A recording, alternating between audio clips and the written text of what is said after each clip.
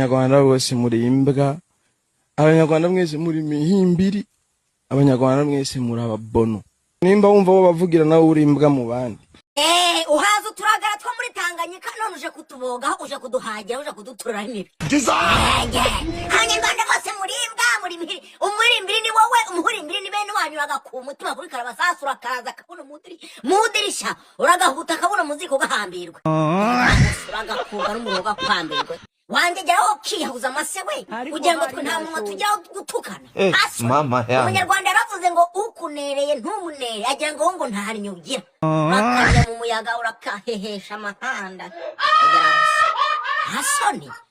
None nguru umuhanzi uragahangiza abacuraguza urakarara mu muvure bacuriramo imyanda ugahamba.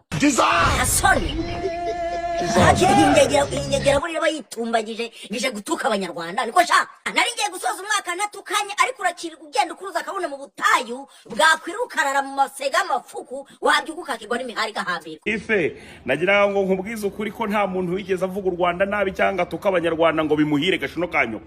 So icyo nakubwira cyo rero utwo tugambo twose wivugisha ngira ngo urabizi uzabaze nabandi bose bakubwira bagerageje gukina ku banyarwanda uko byagiye bibagendekera. Umva rero nkubwire gituba cyanyoko shaka cakashino kanyoko mwana nge ntago nagenda ntabikubwiye nuwagutumye wese ugende ubwire ngo Jesu Kristo wabipangu yampaye agashino kama nuko gidege ngora nta bintu byo gutinzamo right away mita nka guhereza uri gicucu sha umva nkubwize ukuri kireka nk'uwakongera ahantu nkagutereka amakamari mari mu karyo wone nkagakubita kakagenda gashino kanyoko kagahingukira imbere.